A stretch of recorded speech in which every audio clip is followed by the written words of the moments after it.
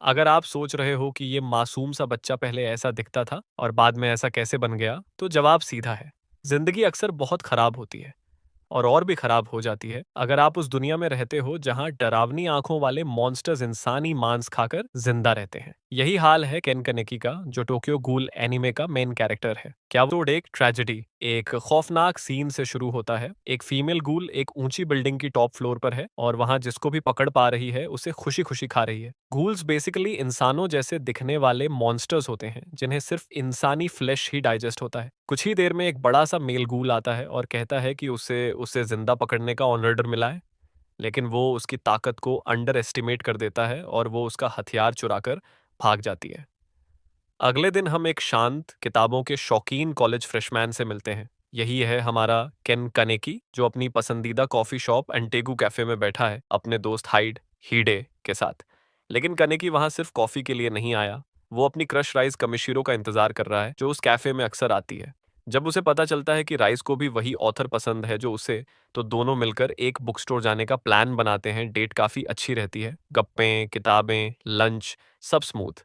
Date के बाद rice खुद कहती है कि कनेकी उसे घर तक छोड़ दे क्योंकि वो एरिया गूल अटैक्स के लिए बदनाम है। कनेकी फौरन मान जाता है, लेकिन जैसे ही वो उसके घर के पास पहुंचते हैं सब उल्टा हो जाता है। राइज अचानक उस पर हमला करती है और पता चलता है कि वो वही बिंज ईटर गूल है जो एपिसोड की शुरुआत में लोगों को खा रही थी। वो कनेकी को भी खाने ही वाली होती है कि तभी एक भारी आयरन बीम उसके ऊपर गिरती है और वो मर जाती है। कनेकी बुरी तरह जख्मी होता है और उसे एम्बुलेंस ले जाती है। होश आने पर उसे पता चलता है कि उसकी एक आंख गूल की तरह लाल हो गई है, क्योंकि डॉक्टर्स ने उसकी जान बचाने के लिए राइस के ऑर्गन्स उसके अंदर ट्रांसप्लांट कर दिए थे। धीरे धीरे उसे एहसास होता है कि अब वो नॉर्मल खाना नहीं खा पा रहा, उसका स्टमक बहुत स्ट्रांग है और उसके अंदर गूल जैसी क्रेविंग्स बन रही हैं। डरकर वो घर में छिप जाता है, लेकिन क्रेविंग्स उसे बाहर खींच ले जाती हैं, जहां उसकी मुलाकात एक और गूल से होती है जो एक डेड बॉडी खा रहा है। वो गूल कनेकी को भी खाने को देता है, लेकिन तभी एक तीसरा गूल आकर दोनों को मारता है। थोड़ी देर बाद कनेकी को बचाती है टुका, अंटेगू कैफे की वेट्रेस, जो खुद भी गूल है। टुका उसे कहती है कि कॉर्प्स खा ले, लेकिन कनेकी मना कर देता है क्योंकि वो आधा इंसान है और डेड बॉडी खा नहीं सकता। टुका जबरदस्ती उसके मुंह में फ्लैश का टुकड़ा ठूस देती है। एपिसोड 2 इंक्यूबेशन उसी जगह से शुरू होता है। कैफे के ओनर योशीमुरा, जो गूल भी है, आकर टूका को रोकते हैं और कनेकी को कैफे ले जाते हैं। वो सकते हैं। काफी समय बाद कनेकी वापस कॉलेज जाता है और अपनी हाफ गूल आई को छिपाने के लिए आई पैच पहनता है। हाइड उसकी हालत देखकर कहता है कि तू कमजोर लग रहा है, अच्छा से खा लिया कर। हाइड कनेकी को निशियो से मिलने ले जाता है और कनेकी को शौक लगता है क्योंकि निशियो वही गूल है जिसने उसे गलियों में मारा था। निशियो दोनों को अपने घर बुलाता है और कनेकी को तुरंत समझ आ जाता है कि वो हाइड को खाने वाला है और सच में मौका मिलते ही निशियो उन पर हमला करता है और हाइड बेहोश हो जाता है। निशियो जब कनेकी को मार रहा होता है, कनेकी को अपनी दोस्ती याद आती है कि हाइड उसके लिए कितना इंपॉर्टेंट है और उसके पेरेंट्स के मरने के बाद सिर्फ वही उसका सहारा था। ये इमोशनल मोमेंट कानेकी के अंदर छिपी गूल ताकत को बाहर निकाल देता है और उसकी कगूने, गूल का फाइटिंग ऑर्गन, पहली बार बाहर आती है। कानेकी फिर निशियो को बुरी तरह हरा देता है, जबकि उसके पास जरा सा भी फाइटिंग एक्सपीरियंस नहीं था। लेकिन कनेकी ने उस दिन से फ्लैश नहीं खाई थी जब टूका ने उसे जबरदस्ती खिलाया था। अब भूख पहले से भी ज्यादा तेज लौट आती है। कनेकी अपना कंट्रोल खो देता है और बस कुछ सेकंड दूर था हाइड को खा जाने से, तभी टूका सही टाइम पर पहुंचकर उसे रोक देती है। सच में कनेकी को बचाने के लिए टूका जिस तरह अचानक हर जगह आ जाती है, वो खुद एक मिस्टीरियस स्किल है। फिलहाल कनेकी और हाइड दोनों सुरक्षित हैं और योशिमुरा की देखरेख में एंटेकू कैफे में ठीक हो रहे हैं। वहां योशिमुरा कानेकी को समझाते हैं क्योंकि कनेकी सोचता है कि हाफ कूल होने की वजह से वो किसी भी दुनिया में बिलोंग नहीं करता। योशिमुरा उसे याद दिलाते हैं कि वो दोनों वर्ल्ड्स का हिस्सा है, ह्यूमन भी और गूल भी, और वो अकेला नहीं है। इसके बाद वो एपिसोड के आखिर में हम देखते हैं दो नए लोग, मादो और अमोन। ये दोनों सीसीजी यानी कमीशन ऑफ काउंटर गूल के टॉप इन्वेस्टिगेटर हैं। सीसीजी के इन्वेस्टिगेटर को डव्स कहा जाता है और उनकी एक ही जॉब है, गूल को खत्म करना। ये लोग स्पेशली ट्रेनेड होमैन होते हैं जो गूल्स को ढूंढने और लड़ने में एक्सपर्ट हैं। टोक्यो के हर वार्ड में सीसीजी की बिल्डिंग्स होती हैं ताकि वो अटैक्स का जल्दी जवाब दे सकें। गूल्स को हराना नॉर्मल इंसानों के बस की बात नहीं, इसलिए सीसीजी इन्वेस्टिगेटर्स के पास किनके नाम के हथियार होते हैं, जो एक डेड गूल की कागुने से बनाए जाते हैं और गूल की स्किन को भी चीर सकते हैं। अगर किनके भी काम ना आए तो इन्वेस्टिगेटर्स अराता आर्मर पहनते हैं, जो उनकी फिजिकल स्ट्रेंथ को बहुत बढ़ा देता है। लेकिन इसकी कीमत यह है कि अराता उसे पहनने वाले का ही खून इस्तेमाल करता है, इसलिए ये अल्टीमेट ऑप्शन माना जाता है। अब मादो को वो वेपन मिल गया है जो राइज ने एपिसोड 1 में चुराया था, और अब वो और अमोन उस गूल को ढूंढ रहे हैं। आगे काफी इंटरेस्टिंग होने वाला है। अगले एपिसोड में हमें यमोरी से मिलवाया जाता है, वही मेल गूल जिसने एपिसोड 1 में राइज से लड़ने की कोशिश की थी। यामोरी टॉर्चर करने का दीवाना है और जेसन वूरहीस फ्राइडे द 13th का फैन है। वो जेसन की तरह मास्क पहनता है, इसीलिए सीसीजी ने उसे Jason of the 13th ward नाम दिया है। राइज ने उसका टॉर्चर डिवाइस चुरा लिया था, इसलिए वो नया लेने निकलता है। यहीं हमें डॉक्टर फुएगुची, उनकी वाइफ रियोको और उनकी बेटी हिनामी का पीसफुल गूल फैमिली मिलता है। यमोरी कई बार डॉक्टर फुएगुची को टॉर्चर टूल्स बनाने के लिए मजबूर करता है, वरना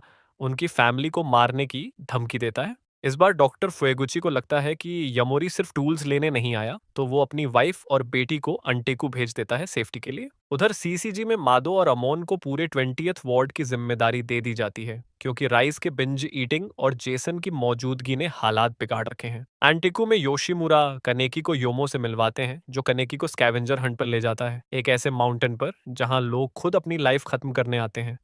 घूल्स वही बॉडीज ढूंढकर खाते हैं ताकि वो इंसानों को नुकसान न पहुंचाएं। ये तरीका काफी बेटर है रैंडम ह्यूमंस को मारने से, पर हालात मुश्किल होने वाले हैं क्योंकि मादो और अमोन ने 20th वार्ड में गूल्स का सफाया शुरू कर दिया है। इस वजह से योशिमुरा तूका से कहते हैं कि कनेकी को ऊता के पास ले जाए ताकि वो कनेकी के लिए मास्क बना सके। ऊता एक अजीब लेकिन टैलेंटेड गूल है जो मास्क बनाने में एक्सपर्ट है। ये मास्क स्कूल्स की आइडेंटिटी छिपाते हैं ताकि सीसीजी उन्हें पकड़ न सके। कैफे में अब माहौल थोड़ा अच्छा होने लगता है क्योंकि कनेकी और हिनामी अच्छे दोस्त बन जाते हैं। हिनामी को वही ऑथर पसंद है जो कनेकी को, तो कनेकी उसे पढ़ना सिखाता है, जिससे टूका भी खुश होती है। लेकिन जैसे ही सब नॉर्मल लगने लगता है, कैफे में एक पुराना चेहरा आ जाता है और उससे माहौल पूरी तरह बदल जाता है। एपिसोड 4 में रिवील होता है कि वो शू त्सुकियामा है, जिसे काकुजा टाइप गूल कहा जाता है, यानी ऐसा कैनिबल गूल जो दूसरे गूल्स को खाता है। तूका तुरंत कनेकी को वॉर्न करती है क्योंकि त्सुकियामा ने कनेकी में इंटरेस्ट दिखाया है। वार्निंग का कनेकी पे कोई असर नहीं पड़ता। त्सुकियामा जब उसे स्कूल में कॉफी डेट पे बुलाता है तो कनेकी हाँ बोल देता है, सिर्फ इसलिए कि वो त्सुकियामा की फीलिंग्स हर्ट नहीं करना चाहता। रेस के बाद भी कनेकी ने सीख नहीं ली है कि पर्पल हेड लोगों से दूर रहना चाहिए। उस रात योमो के साथ ट्रेनिंग के बाद कनेकी एक बार में जाता है जहां उसे और गूल्स की जानकारी मिलती है। वहां पता चलता है कि एक और वन आइड गूल है जिसकी काकुगन कनेकी वाली आंख के उल्टे साइड पर है, और ये कि हाफ गूल्स पूरी तरह गूल्स से भी ज्यादा पावरफुल होते हैं। कनेकी ये भी जानता है कि जिस रूफटॉप पर राइज मरी थी वहां उस वक्त कोई और भी था। संडे को कनेकी त्सुकियामा के साथ कॉफी डेट पर जाता है, और कनेकी जब उससे राइज की बात करता है तो त्सुकियामा इतना गुस्सा हो जाता है कि उसका कॉफी कप टूट जाता है। कनेकी उसे उठाने लगता है और तभी उसका उंगली कट जाती है। त्सुकियामा तुरंत उसका खून अपने हैंडकरचीफ पर ले जाता है क्योंकि वो कैनिबल है। इसके बाद त्सुकियामा कनेकी को अपने मैंशन ले जाता है, नए कपड़े देता है और रिवील करता है कि वो कनेकी को अपने अंडरग्राउंड फाइट क्लब का एंटरटेनमेंट बनाने वाला है। वो रिच कूल्स के लिए ह्यूमंस को लिव मरवाता है, लेकिन कनेकी उस जायंट मॉन्स्टर को हरा देता है जो उसे मारने के लिए भेजा गया था। त्सुकियामा फाइट रोक देता है क्योंकि उसे पता चल जाता है कि कनेकी हाफ कूल है और उसकी असली प्लान अभी बाकी है।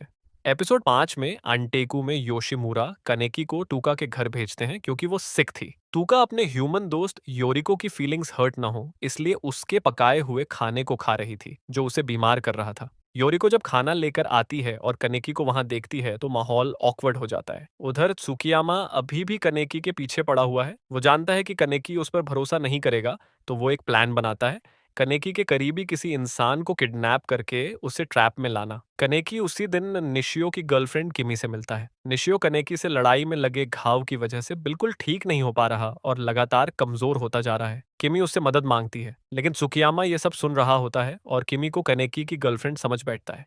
कनेकी जाते ही त्सुकियामा उसे किडनैप कर लेता है। जब त्सुकियामा बताता है कि किमी कहाँ है, कनेकी और निशियो उसे बचाने निकलते हैं, पर फाइट में दोनों त्सुकियामा के सामने कमजोर पड़ जाते हैं।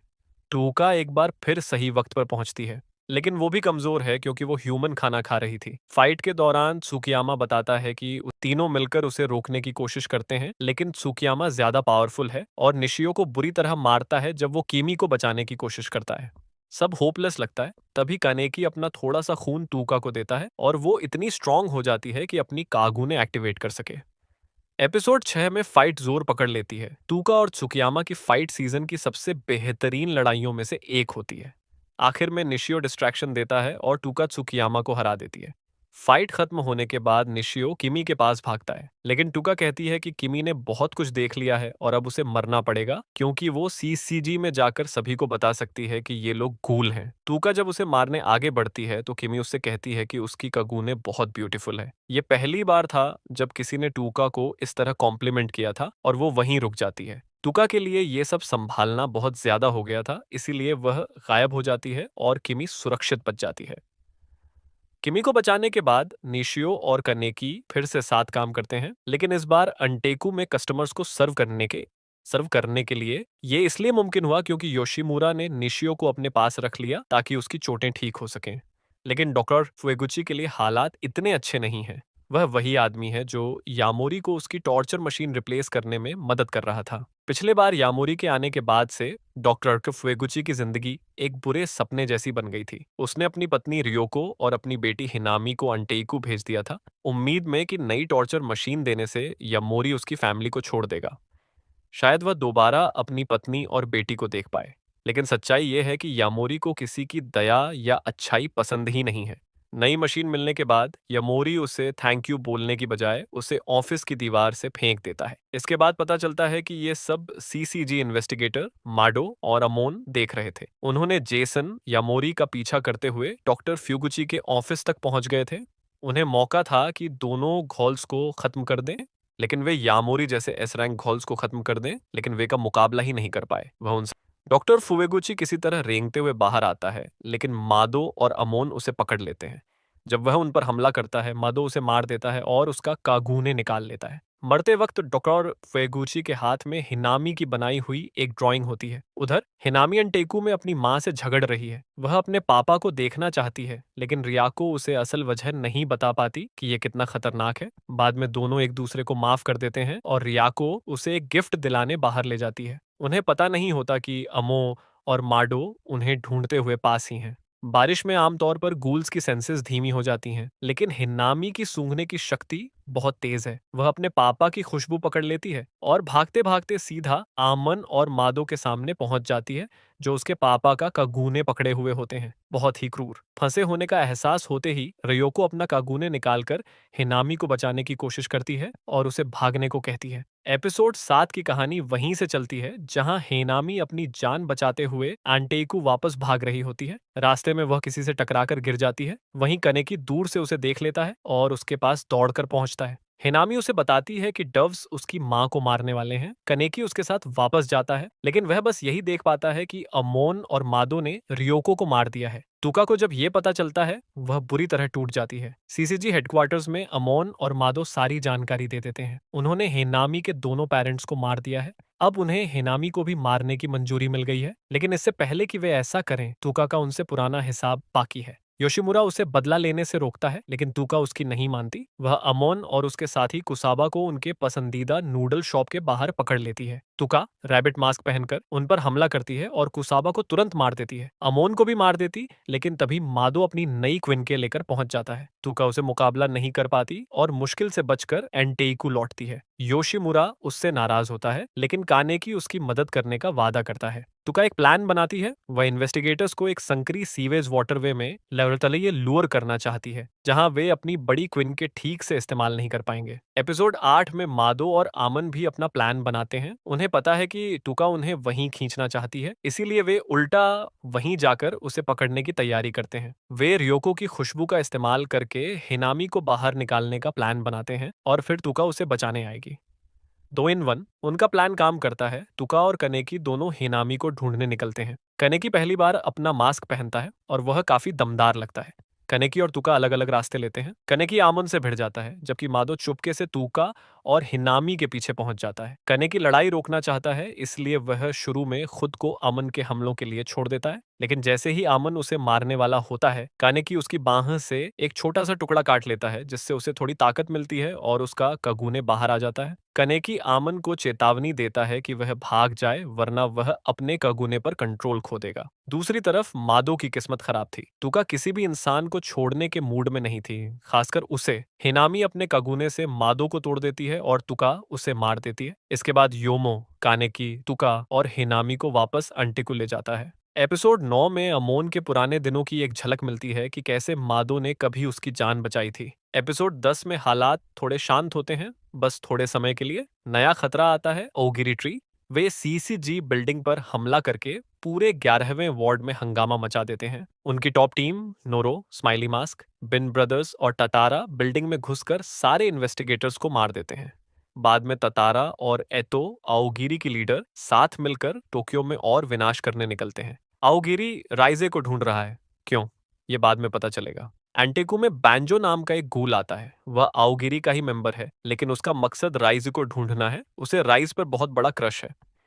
राइज का सेंट कनेकी पे मिलता है, जिससे बैंजो समझ जाता है कि कुछ गड़बड़ है। कनेकी उसे एक मुक्का मारकर बेहोश कर देता है। होश आने पर बैंजो बताता है कि औगिरी ने कुछ महीने पहले 11वीं वार्ड पर कब्जा कर लिया और डव्स को बाहर निकाल दिया। उसे नहीं पता राइस क्यों जरूरी है, लेकिन यह अच्छी बात नहीं है। वह अंटेकू को सचेत करता है कि औगिरी उन पर हमला करेगा। चेतावनी देर से मिलती है, तभी आयातो, तुका का भाई, जो औगिरी का हाई रैंकिंग मेंबर है, अंदर घुस आता है।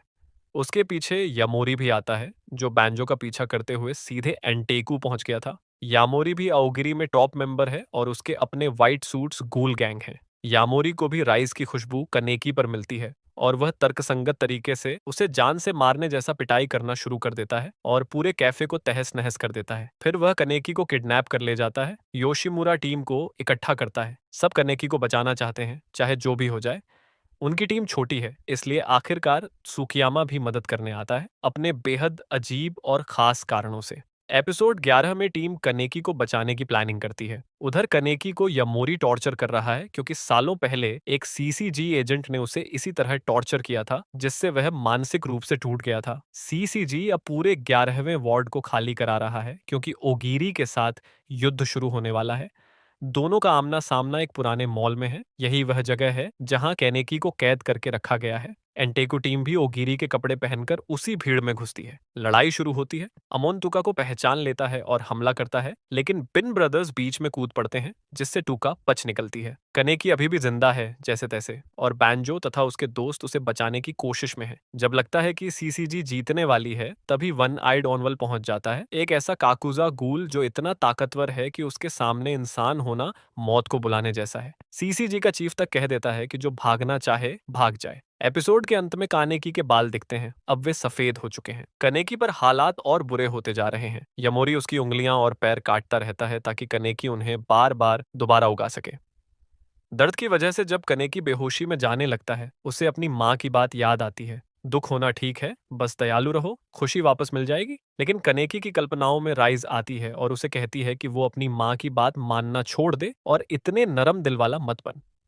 कनेकी कोशिश करता है कि वो अपनी अंधेरी भावनाओं को अपनाए नहीं, लेकिन बचपन की यादें उसे तोड़ देती हैं। उसकी माँ इतनी मेहनत और सबके लिए भलाई करती रही कि खुद थककर मर गई। यामोरी उसे तोड़ने के लिए उसे मजबूर करता है कि बैंजो के दोस्तों में से किसी एक को चुने जिसे वो मारे। कनेकी इनकार कर देता है और यमोरी बदले में दोनों को मार देता है। यही वह पल होता है जब कनेकी पूरी तरह टूट जाता है। राइज की आवाज को दबाने की कसम खाने के बाद भी वो गुस्से में फट पड़ता है और उसका कगुने पूरी ताकत से बाहर आता है। इसी दौरान उसका रूप बदल जाता है। बाल सफेद, आंखें अलग और एकदम नया डरावना रवैया। यामोरी फिर उसे मारने आता है, लेकिन कनेकी जंजीरें तोड़कर पलटवार करता है और यामोरी का गला चेन से दबा देता है। यामोरी कितना भी हमला करे, कनेकी उसे आसानी से पछाड़ देता है। आखिर में कनेकी यामोरी को हराता है और उसे उसी तरह टॉर्चर करता है जैसे यामोरी ने उसके साथ किया था। अंत में कनेकी उसे खा भी जाता है। सीजन 2 की शुरुआत में सीसीजी और आओगिरी ट्री के बीच जंग शुरू हो चुकी है। शिनोहारा और उसकी टीम वन आइड आउल से घिरे होते हैं और मजबूरी में अराता आर्मर पहनते हैं। ये वो आर्मर है जो उन्हें ताकत तो देता है, लेकिन धीरे धीरे उन्हें ही अंदर से खाता है। दूसरी तरफ टूका और आयातो की लड़ाई चल रही होती है। टूका चाहती है कि उसका भाई समझे कि आओगिरी उसका इस्तेमाल कर रहा है, लेकिन आयातो उसे इंसानों के साथ रहने पर ताना मारता है और बेरहमी से मारता है। कनेकी समय पर पहुंचकर टूका को बचा लेता है और उसे निशियो के पास छोड़ देता है। कनेकी और आयातो की लड़ाई में कनेकी आसानी से आयातो को पछाड़ देता है। कनेकी को शक होता है कि आयातो दिखने में जितना बुरा लगता है, उतना नहीं है। शायद वह अवगिरी में किसी और वजह से शामिल हुआ है। इससे पहले कि सच पता चले, नोरो आकर आयातो को उठाकर ले जाता है। आओगी जैसे ही ज्यादातर सीसीजी अधिकारी बिल्डिंग में पहुंचते हैं, वहां बम फट जाता है और सारे अधिकारी मारे जाते हैं। बाहर कनेकी और टूका थोड़ी देर के लिए मिलते हैं। टूका मजाक में उसके सफेद बालों पर टिप्पणी करती है, पर उसे जल्दी समझ आ जाता है कि कनेकी अनन्नेकी अब पहले जैसा नहीं है। कनेकी उसे बताता है कि वो अंटेकू वापस नहीं लौटेगा और अवगिरी में शामिल होना चाहता है। टूका हैरान रह जाती है, लेकिन कनेकी का फैसला पक्का है। कनेकी अब अवगिरी के सदस्यों एतो, तातारा, आयातो और नोरो के साथ खड़ा होता है। आगे सीसीजी में मीटिंग होती है, जहां पता चलता है कि अवगिरी ट्री ने 9th और 10th वार्ड भी काबू में कर लिए हैं और उनका नेता एक आंख पर आई पैच वाला घूल है, जो असल में कनेकी है, लेकिन सीसीजी को अभी पता नहीं। अंटिको में सब वापस सामान्य होने की कोशिश करते हैं। टूका कॉलेज के लिए तैयारी कर रही है। वो कनेकी वाले कॉलेज में एडमिशन लेना चाहती है। कॉलेज में छात्रों को घूल ड्रिल की जानकारी मिलती है, क्योंकि अवगिरी के कारण माहौल तनाव में है। यह सुनकर टूका को फिर एहसास होता है कि कनेकी अब नहीं है। कनेकी इस बीच सीसीजी अधिकारियों को मारता दिखाई देता है। आया तो उसके साथ होता है और दोनों अगले मिशन पर बढ़ जाते हैं। सीसीजी नए इन्वेस्टिगेटर्स बुलाता है, जिनमें जूजो नाम का अजीब लेकिन ताकतवर लड़का भी है। अमन का नया पार्टनर अकीरा है, जो उसके पुराने मेंटर मादो की बेटी है। अमन शुरू में खींचता है, लेकिन वादा करता है कि वो अकीरा का ख्याल रखेगा। अगले एपिसोड में कनेकी और आयातो नाकी को बचाने जा रहे होते हैं, जिसे सीसीजी कोकलिया जेल ले जा रहा होता है। नाकी यामोरी की टीम व्हाइट सूट्स का मेंबर था। अब जब यामोरी मर चुका है, तो उसकी जगह लीडर नाकी बन जाता है। अवगिरी वाले नाकी को जेल से इसलिए छुड़ा रहे हैं क्योंकि वो अपनी टीम को और मजबूत बनाना चाहते हैं। वो सीसीजी की कैद में बंद और भी कई गूल्स को आजाद करने का प्लान बना रहे हैं। जब कनेकी और आयाटो नाकी को आर्मर्ड वैन से छुड़ा रहे होते हैं, तभी कनेकी पर यासु हिसा ट्विंस हमला कर देती हैं। काले बालों वाली कुरोना और सफेद बालों वाली नाशिरो दोनों आधी गूल हैं, बिल्कुल कनेकी की तरह। वो कनेकी की पावर से इम्प्रेस भी होती हैं, लेकिन उससे पहले वो कुछ पूछ पाए, दोनों गायब हो जाती हैं। उधर एंटेक में हिनामी न्यूज में कनेकी का नाम देखकर टेंशन में है। तोका हिनामी का ध्यान हटाने के लिए उसे उसके फेवरेट लेखक टाकात्सुकी की बुक साइनिंग इवेंट पर भेज देती है। इससे तोका को थोड़ा टाइम मिल जाता है अपने ड्रीम कॉलेज कामी यूनिवर्सिटी घूमने का। वहां उसकी मुलाकात हिदे से होती है, जो कनेकी के मिसिंग पोस्टर्स उतार रहा होता है। दोनों थोड़ी देर कनेकी की बातें करते हैं। हिदे असल में सीसीजी में अपनी पार्ट टाइम जॉब के दौरान कनेकी के बारे में खुद इन्वेस्टिगेशन कर रहा है। उसे पता चलता है कि सीसीजी अब कनेकी को आई पैच कूल कह रहा है। आकिरा को हिदे की इतनी दिलचस्पी पर शक होता है, तो हिदे तुरंत वहां से खिसक जाता है। उधर सुजुया भी कनेकी की तलाश में लगा हुआ है और अवगिरी के अंदर तक घुस चुका है। जब उसे पता चलता है कि कनेकी ने यामोरी को खा लिया, तो वो इतनी एक्साइटमेंट में आ जाता है कि अपनी पहचान खुद ही खोल देता है। सीसीजी कनेकी के बारे में थ्योरीज बना रही है, खासकर उस एक्सीडेंट के बारे में जिसमें कनेकी और एक अनजान औरत शामिल थे। सीसीजी को शक है कि जिस डॉक्टर ने कनेकी का ट्रांसप्लांट किया था, वो भी गायब है, जो चीज को और संदिग्ध बनाती है। अमन और आकिरा कोकलिया जेल में डोनाटो पोरपोरा से एक आंख वाले ऑल के बारे में पूछताछ करने जाते हैं। डोनाटो अमन का फोस्टर फादर था, लेकिन वो असल में बच्चों को खाकर गायब कर देता था। अमन ने ये बात बचपन में ही देख ली थी और इसी वजह से उसे गूल्स से नफरत है। डोनाटो उनसे सहयोग नहीं करता। तभी अवगिरी पूरा हमला कर देती है और जेल में मौजूद गूल्स को छुड़ाने लगती है। ईटो, तातार, नोरो, किंग, आयाटो सभी कत्लेआम मचा देते हैं। अमन और आकिरा भागने की कोशिश करते हैं, लेकिन नाकी और उसकी व्हाइट सूट्स टीम उन्हें घेर लेती है। इसी बीच कनेकी ऋषि के फोस्टर फादर शाची को ढूंढने जाता है, लेकिन शाची भी उसे नहीं मानता, क्योंकि उसे कनेकी में ऋषि की गंध महसूस होती है। वो कनेकी की धुलाई लगा देता है। अमन और आकिरा भी बुरी तरह फंसे हुए हैं। नाकी आकिरा को काट लेता है, लेकिन अमन उसे बचा लेता है। जेल के अंदर हालात बेकाबू हो चुके हैं। आयाटो की लड़ाई शिनोहारा से होती है और शिनोहारा आखिर में अराता आर्मर निकाल लेता है, वही जो आयाटो के पिता के कागुने से बना है।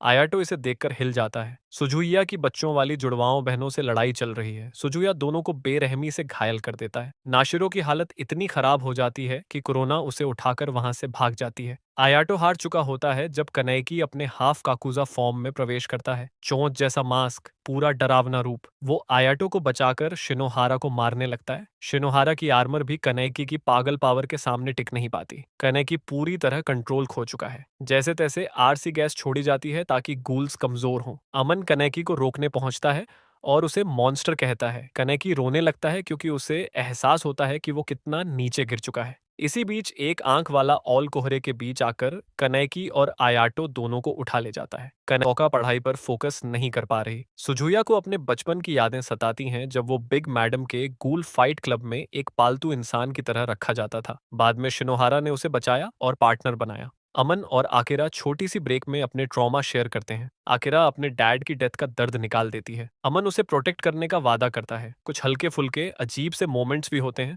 उधर सुकियामा, जो कनेकी का बड़ा फैन है, एंटेक जाकर योशिमुरा से कनेकी की खबर लेता है। बाद में वो हिनामी को थोड़ा कंफर्ट भी करता है। टाकात्सुकी हिनामी को कहती है कि वो कनेकी की मदद नहीं कर सकती। इसे सुनकर हिनामी दुखी तो होती है, लेकिन थोड़ा हल्का भी महसूस करती है। फिर टाकात्सुकी सीसीजी पहुंचकर शिनोहारा को बताती है कि उसने सुना है कि एंटेक गूल्स को छुपाता है। इससे शिनोहारा का शक और बढ़ जाता है। कनेकी एंटेक वापस आता है। हिनामी खुश होकर तोका को बताती है। तोका उसे देखकर रोष में कहती है कि वो उसके बहाने नहीं सुनेगी, क्योंकि कनेकी ने अपने डार्क साइड को खुद हावी होने दिया है। शिनोहारा और सुजुया भी एंटेक जाकर चुपचाप पूछताछ करते हैं। शिनोहारा को योशिमुरा पर गहरा शक है और वो जल्द वापस आने की बात करता है।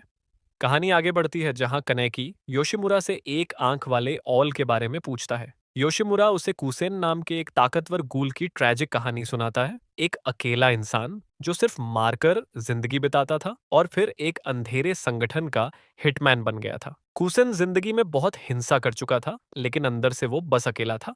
उसकी जिंदगी तब बदल गई जब वो एक दयालु वेट्रेस युकिना से मिला। जब युकिना को पता चला कि कुसेन एक घूल है, तब भी उसने उसे अपनाया। उसको खाने की जगह कुसेन उससे प्यार कर बैठा। दोनों ने एक साथ जिंदगी शुरू की और किसी चमत्कार की तरह उकीना प्रेग्नेंट भी हो गई। कुसेन ने उसे ह्यूमन और गूल के बच्चे के खतरे के बारे में समझाया, पर उकीना को उम्मीद थी। आखिरकार उसने एक हेल्थी वन आइड बच्चा जन्म दिया। लेकिन कुसेन के पुराने बॉस इस फैमिली को पसंद नहीं करते थे। उन्होंने उन पर हमला कर दिया, उकीना को मार दिया और कुसेन को बच्चा छुपाकर लड़ने जाना पड़ा। जब वो वापस आया, बच्चा गायब था। सालों बाद वही बच्चा वन आइड आउल बनकर लौटा, नफरत से भरा हुआ। योशिमुरा अंत में मानता है कि वही आउल उसका बच्चा है। अंटेकु में सब सामान्य चल रहा होता है। टूका अभी काम पर नहीं लौटती, वो पढ़ाई और कॉलेज की तैयारी में है। कनेकी से मिलने के बाद वो थोड़ा शांत महसूस करती है। जब वो फाइनली कैफे वापस आती है, वहां भीड़ होती है पर स्टाफ संभाल लेता है। कोमा मजाक करता है कि अगर हालात बिगड़े तो वो अल्टीमेट वेपन बुलाएंगे, जो कि पुराना वर्कर यो निकलता है। कैफे बंद होने के बाद टूका और हिनामी अपना सामान पैक करती हैं। उन्हें योमो के घर शिफ्ट होना है क्योंकि अंटेइकु रेनोवेट होने वाला है। जाने से पहले योमो योशिमुरा से मिलने जाता है। वो क्या बात करते हैं पता नहीं, पर योशिमुरा के चेहरे से लगता है खबर अच्छी नहीं है।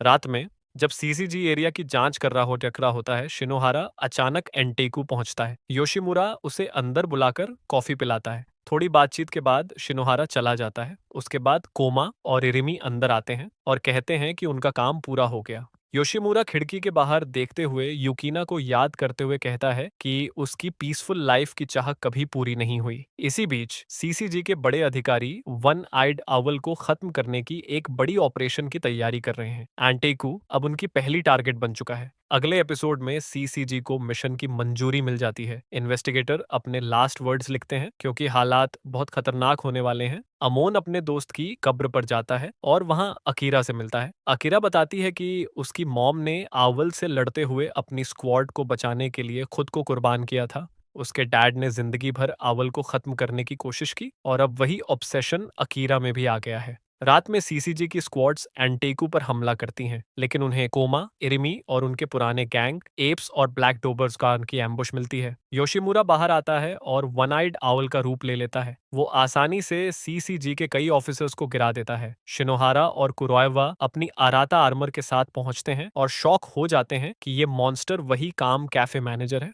दूसरी तरफ टूका न्यूज में लड़ाई देखकर बाहर जाना चाहती है, पर योमो उसे रोकता है। वो कहता है कि योशिमुरा और बाकी लोग अपनी पास्ट मिस्टेक्स की सजा के तौर पर लड़ रहे हैं। टूका को ऐसा नहीं करना चाहिए, लेकिन टूका अपने गिल्ट की वजह से फिर भी निकल जाती है। कनेकी भी लड़ाई के लिए तैयार हो रहा होता है। निशियो उसे बताता है कि टूका और हिनामी सेफ हैं। फिर शू त्सुकियामा वही जाता है। अगले एपिसोड में लड़ाई बढ़ जाती है। कोमा और इरिमी अपने ओपोनेंट से लड़ रहे होते हैं। इरिमी एक ओल्ड लेडी को बचाने की कोशिश में घायल हो जाती है। तभी कनेकी दोनों को बचा लेता है। ऊपर छत पर योशिमुरा अकेले एक बड़ी सीसीजी टीम से लड़ रहे होते हैं। कई बड़े हमलों के बाद वो गिर जाता है। जब सब सोचते हैं कि लड़ाई खत्म हो रही है, असली वन आइड आउल अचानक आ जाता है। सब समझ जाते हैं कि अब तक वो गलत आउल से लड़ रहे थे। अगले एपिसोड में असली आउल सबको आसानी से हरा देता है। शिनोहारा बुरी तरह इंजर्ड होता है। जूजो अकेला उसका सामना करता है और डर डर जाता है। अवगिरी भी सीन पे पहुंच जाता है और हालात और बिगड़ जाते हैं। कनेकी की अमोन से लड़ाई होती है। दोनों एक दूसरे को समझते भी हैं, पर हालात उन्हें दुश्मन बनाए रखते हैं। दोनों थककर नीचे गिर जाते हैं। जूजो को बचाते हुए अरिमा आता है और आउल से अकेले भिड़ जाता है। वो आउल का हाथ काट देता है, जिससे आउल घबराकर योशिमुरा को निगलता है और उड़ जाता है। बाद में आउल योशिमुरा को बाहर निकालता है और अपना ह्यूमन रूप दिखाती है। सेन ताकात्सुकी, यानी वही फेमस ऑथर, वही अवगिरी किएटो और वही असली वन आइड आउल है। अंतिम एपिसोड में कनेकी और हाइड अंटेकू में मिलते हैं। हाइड बताता है कि उसे कनेकी के गूल होने के बारे में पहले से पता था। उसे बस दुख था कि कनेकी उससे दूर हो गया। अचानक हाइड गिर जाता है। वो पहले से घायल था। कनेकी उसे उठाकर बाहर ले जाता है, जले हुए कैफे में से निकलते हुए। बाहर आई के अंदर हर अरीमा सामने आता है। कनेकी सरेंडर करता है या लड़ता है, ये साफ नहीं दिखाया जाता। टाइम स्किप के बाद तू का नई कैफे री खोलती है। सारी पुरानी दर्दनाक यादें पीछे छूट चुकी होती हैं। सीजन 3 यहीं से शुरू होता है, जहां सीसीजी ने कनेकी की याददाश्त मिटा दी है और उसे एक नई पहचान दी है, हाइजे ससाकी। ससाकी अब क्विनेक्स स्क्वाड का लीडर है। ये ऐसे सीसीजी ऑफिसर्स हैं जिनमें कागुने इम्प्लांट किए गए हैं। स्क्वाड टोरसो नाम के गूल को पकड़ने की कोशिश करता है। टोरसो सिर्फ विमेन्स टोरसो खाता है। इन्वेस्टिगेशन के दौरान निशियो सरपेंट से ससाकी की लड़ाई होती है और ससाकी को कनेकी की यादें परेशान करने लगती हैं। आकिरा उसे ट्रैंक्विलाइजर देकर बचाती है। ससाकी बाद में क्विनेक्स स्क्वाड में चेंजेस करता है और गिनशी को नया कैप्टन बना देता है। नटक्रैकर के केस में स्क्वाड अंडरकवर जाती है और टूको को ऑक्शन में पकड़ लिया जाता है। वहां क्लाउन्स, बिग मैडम और अवगिरी सब इकट्ठा हैं। ऑक्शन में केओस फैल जाता है। टोरसो और रोजवॉल्ट दोनों टुको के पीछे पड़ जाते हैं। जब रोजवॉल्ट टुको को पकड़ने ही वाला होता है, सासाकी आ जाता है और लड़ाई शुरू हो जाती है। ताकिजावा याद है सीजन 2 से। सीसीजी ने उसे आवल के खिलाफ लड़ाई के बाद डेड रिपोर्ट कर दिया था, लेकिन असल में वो जिंदा है और अब एक वन आइड गूल बन चुका है। टाइम स्किप की वजह से उसकी हालत पूरी तरह बदल चुकी है। अब वो अजीरी के बड़े मेंबर्स में से एक है और पहले जैसा इंसान बिल्कुल नहीं है। वो सीधा लोगों के सिर उड़ा रहा है और अपने पुराने को-वर्कर्स को डराता फिर रहा है। क्विंक स्क्वाड की तरफ वो लोग रोजवॉल्ट को नॉकआउट कर देते हैं, लेकिन उसे खत्म करने के बजाय वो थोड़ा आराम करने लगते हैं और तभी उसका एक गूल दोस्त आकर उसे बचा लेता है। सच में इस शो में लोग कभी फिनिश क्यों नहीं करते? इसी बीच नटक्रैकर सीसीजी की दूसरी टीम को पूरी तरह खत्म कर देती है। अब उसे रोकने की जिम्मेदारी क्विंक स्क्वाड के ऊपर है। टू और कुकी जब गूल्स को ट्रैक कर रहे होते हैं, कुकी एक्सट्रीम एक्साइटेशन में अपना कागुने अनलीश कर देता है और कंट्रोल खो देता है। इसी चक्कर में उसका मुकाबला बिग मैडम से हो जाता है और बिग मैडम उसे बुरी तरह पीट देती है।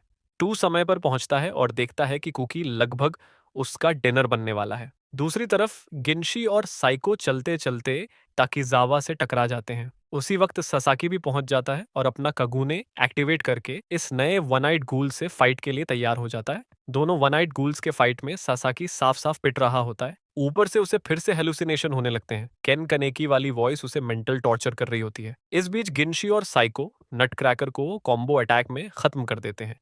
बिग मैडम का मुकाबला कुकी और टू कर रहे होते हैं, लेकिन दबाव में आकर कुकी का दिमाग फिर जाता है और वो गलती से टू को ही स्टैब कर देता है। टाऊ उसे काम करता है और अपनी कगुने से उसे प्रोटेक्ट करता है। बिग मैडम फिर हमला करने ही वाली होती है कि जू और बाकी सीसीजी ऑफिसर्स आ जाते हैं। ये जू के रिवेंज का मोमेंट होना चाहिए था, पर वो उसे मार नहीं सकता। आखिर सीसीजी के बाकी ऑफिसर्स बिग मैडम को खत्म कर देते हैं। ऑक्शन हॉल में एक मास्क्ड गूल स्केयरक्रो घूमता मिलता है, जो गलती से इंटरकॉम चालू कर देता है और सब लोग सासाकी की चीखें सुन लेते हैं। हिनामी भी वहां मौजूद है। सासाकी की आवाज सुनकर वो दौड़कर आती है और तकिजावा से लड़कर सासाकी को बचाती है। सासाकी के अंदर सब टूट जाता है। मेमोरीज, पेन, हिनामी सब मिलकर उसे ये एक्सेप्ट करवाते हैं कि वो ही केन कनेकी है। फिर उसकी और तकिजावा की ब्रूटल लड़ाई होती है। दोनों एक दूसरे को कागुने से इम्पेल कर देते हैं और गिर जाते हैं। ऑक्शन वॉर यहीं खत्म हो जाती है। हिनामी को आइमा अरेस्ट कर लेता है और उसकी एग्जीक्यूशन तय हो जाती है, लेकिन सासाकी लास्ट मोमेंट में उसकी जान बचा लेता है। उसे सीधे मारने की बजाय कोकिया प्रिजन भेज दिया जाता है। कुछ दिनों बाद क्विंक स्क्वाड को प्रमोशंस मिलती हैं। सासाकी अब सीनियर इन्वेस्टिगेटर बन चुका है। उसी रात सासाकी को एक गिफ्ट मिलता है, कानेकी का पुराना मास्क और सेन तकात्सुकी की। सासाकी अब कनेकी की हिस्ट्री में और गहराई से खोदाई शुरू करता है। स्कियामा शूट सुकियामा की हालत बहुत खराब है। जितना चाहे ह्यूमंस खा ले, उसकी भूख शांत नहीं हो रही और उसका कागुने अनकंट्रोलेबल हो चुका है। रोजवॉल्ड उसकी हालत को देखकर बहुत परेशान है।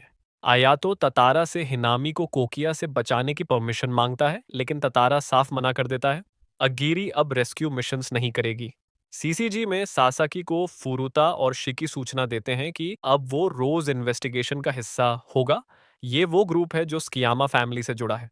रोज गूल्स अचानक फुरुता और किजिमा पर अटैक कर देते हैं, लेकिन उन्हें बचा लेती है पिंक हेड इन्वेस्टिगेटर हाइसे एही। एक रोज गूल युमा पकड़ा जाता है और कोकिया भेज दिया जाता है, जहां किजिमा उसे टॉर्चर करके डिटेल्स निकालने वाला है। ससाकी ऊता के पास कन्नेकी का मास्क और तकत्सुकी की किताब के बारे में पूछने जाता है। ऊता सवालों को कैजुअली टाल जाता है और नया मास्क बनाने का वादा करता है। इसी बीच फोटोग्राफर चिए होरी सासाकी की फोटोज लेकर त्सुकियामा के पास जाती है।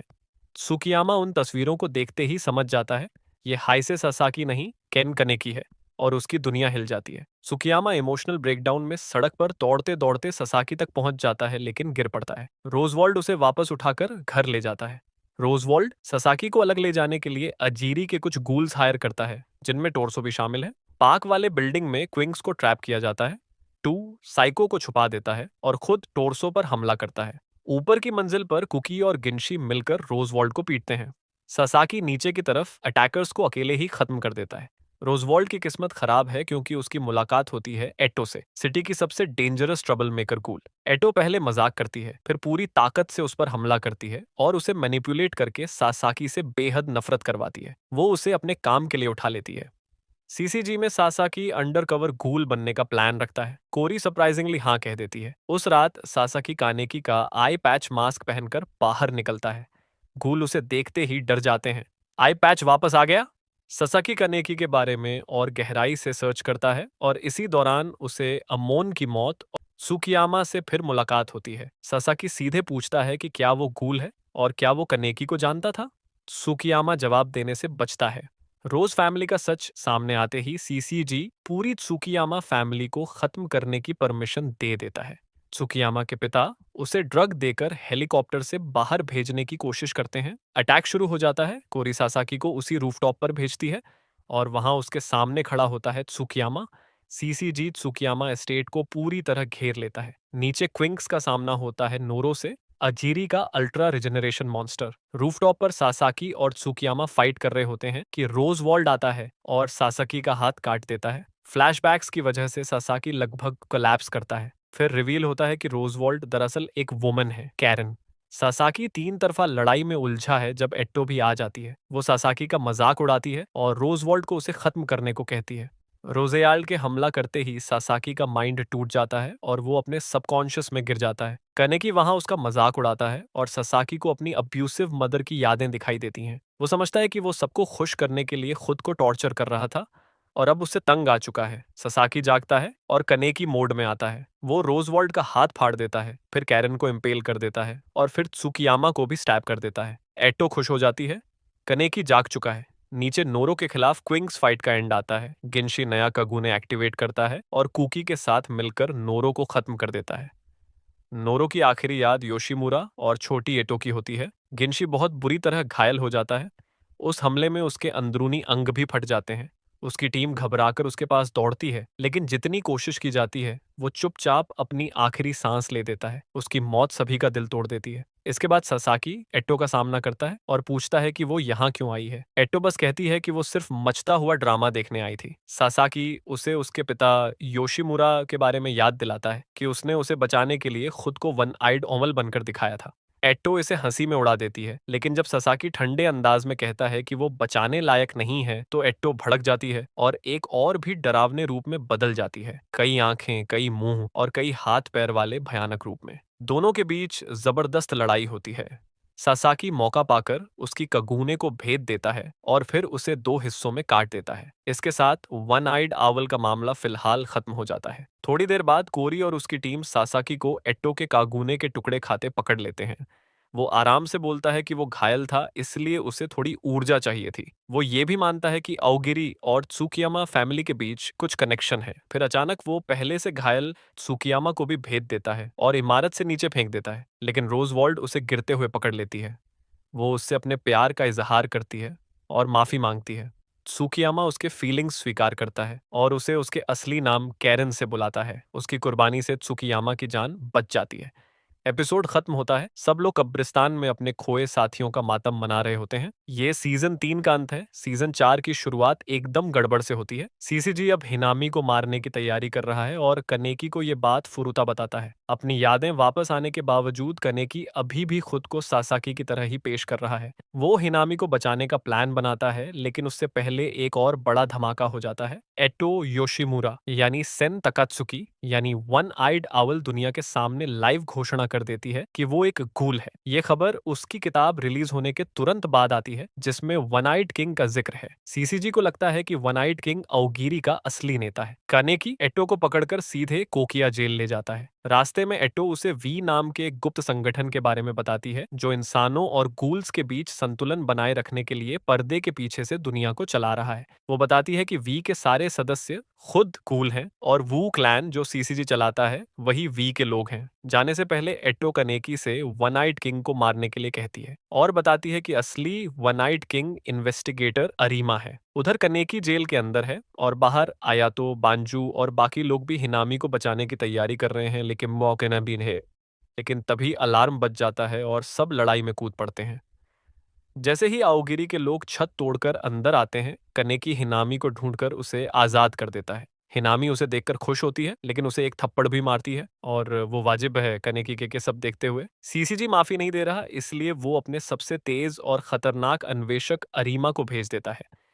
आयातो की हालत खराब होने ही वाली थी कि टूका और योमो समय पर आ जाते हैं।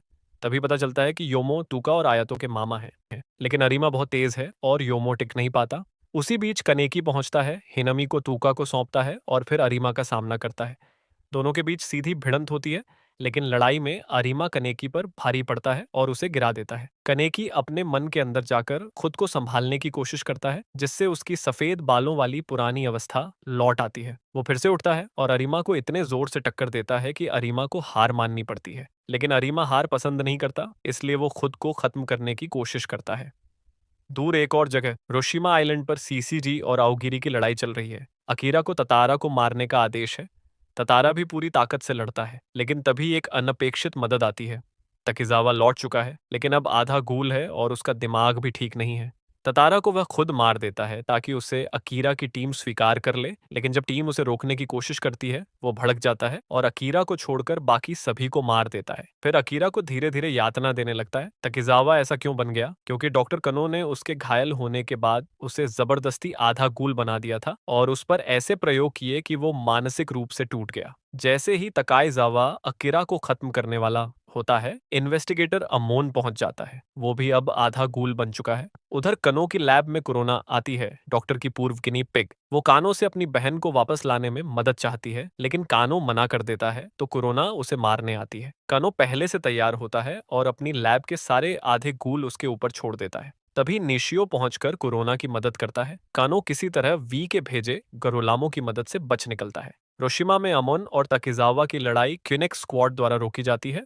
अकीरा तकिजावा के सामने ढाल बनकर खड़ी हो जाती है। सब हैरान रह जाते हैं, लेकिन अकीरा कहती है कि वो अपनी पुरानी टीम के सदस्य को मरते नहीं देख सकती। आमोन तकिजावा को अकीरा के साथ भागने को कहता है और खुद क्विनेक्स स्क्वाड को रोकने में लग जाता है। सीसीजी एचक्यू में इन्वेस्टिगेटर मरूदे अपनी निजी जांच करके ये पता लगाता है कि वू क्लैन वास्तव में गूल है। वो डायरेक्टर योशितोकी वू को गोली मारकर टेस्ट करता है। वो उठकर हमला करता है, जिससे मरूदे उसे फिर से मारकर साबित कर देता है कि उसकी थ्योरी सही थी। उधर कनेकी अरीमा को अपनी बाहों में पकड़े है। अरीमा मरते मरते बताता है कि वो भी आधा गूल था, लेकिन उसके पास गूल पावर्स नहीं थी। वो कनेकी को एक और झटका देता है कि कनेकी ही नया वन आइड किंग है। वो बताता है कि वन आइड किंग की कहानी उसने और एट्टो ने मिलकर बनाई थी ताकि दुनिया को बदलने का मौका मिले। अब अरीमा चाहता है कि कनेकी ही दुनिया को ये बताए कि उसने वन आइड किंग को हराया, ताकि इंसान और गूल साथ रह सके।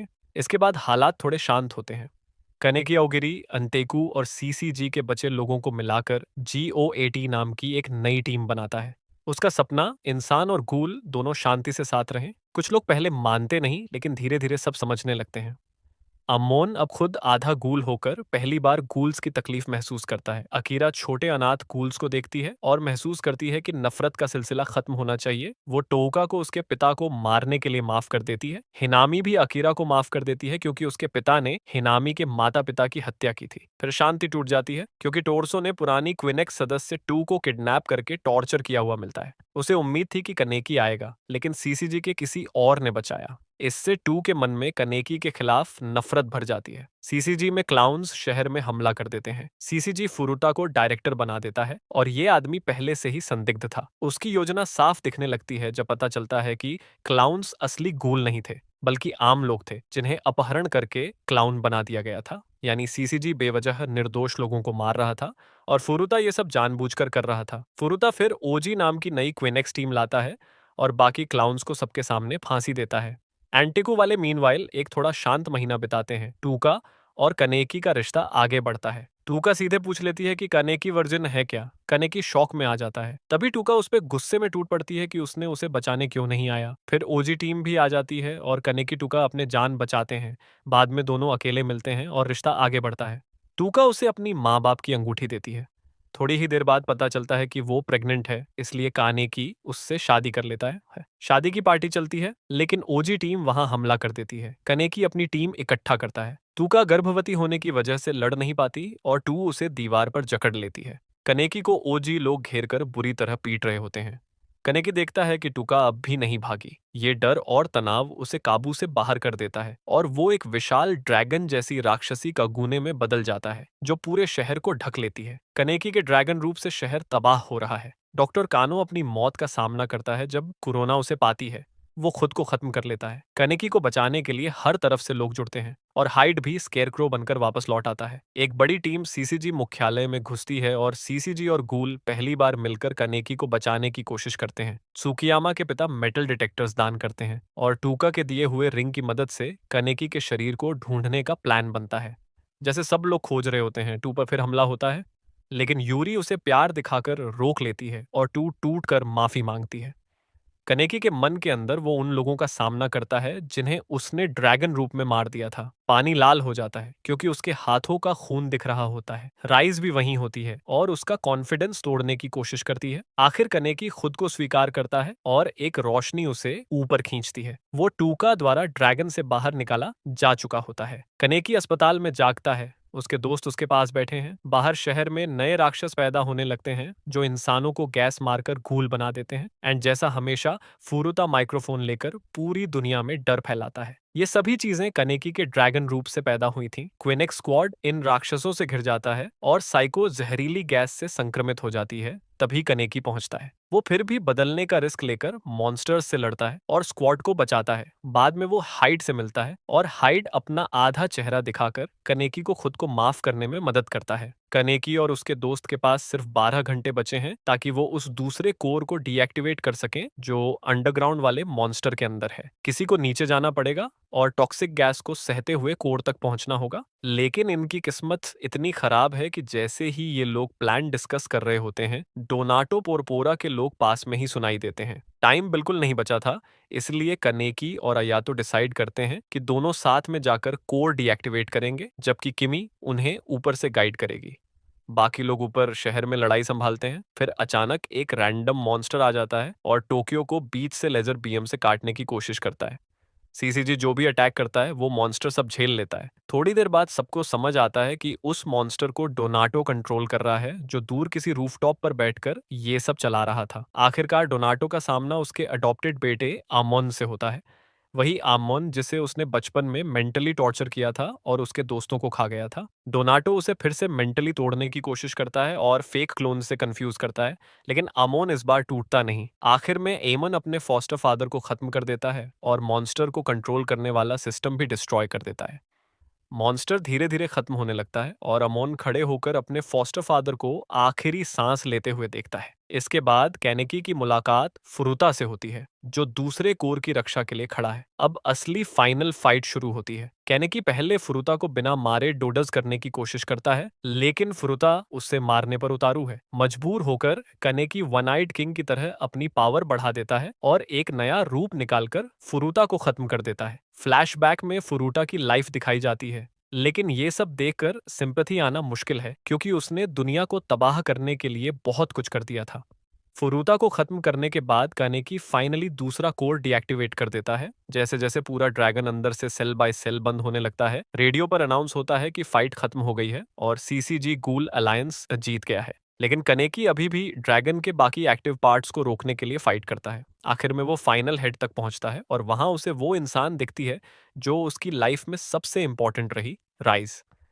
उसके ऑर्गन्स को ड्रैगन के एक मुख्य पार्ट की तरह इस्तेमाल किया गया था। कानेकी उसे गुड बाय कहकर उसका कोकून तोड़ देता है और टोक्यो को बचा लेता है। फिर समय जंप होता है 6 साल बाद। टोक्यो बिल्कुल बदल चुका है। वो सारी एक्वेडक्ट्स जो लोगों को गूल बनाने वाली पॉइजनस गैस ले जाती थीं, नष्ट कर दी गई हैं। ड्रैगन के मॉन्स्टर्स से सैंपल लेकर एक एंटी वेनम भी बनाया गया है, जिससे कई लोगों की जान बच रही है। जो अपने पुराने मेंटर कमांडर शिनोहारा से मिलता है, जो अब कोमा से जाग चुका है। एंटेकू वाले दोस्तों की लाइफ भी सेटल हो गई है। टूका और कन्नेकी का एक हेल्थी बेबी बॉय है और योमो बिल्कुल परफेक्ट ग्रैंडपा की तरह बिहेव करता है। आयातो, हिनामी और हाइड भी टाइम टाइम पे मिलने जाते हैं और चिल करते हैं, और इसी तरह केन कनेकी की स्टोरी खत्म होती है। ये एनिमे काफी कंट्रोवर्शियल रहा है और कई लोग कहते हैं कि इसकी पोटेंशियल पूरी तरह यूज नहीं हुई। लेकिन कहानी में एक बात साफ है, जस्टिस हमेशा सिंपल नहीं होती। अपने लोगों के लिए लड़ना कभी कभी किसी और के लिए दुख बन जाता है। टोक्यो के लोग भी आखिर समझ गए कि लड़ाई से बेहतर है साथ में जीना। बस यही एंड है। अगले टाइम तक अपना ध्यान रखना और थैंक्स फॉर वॉचिंग।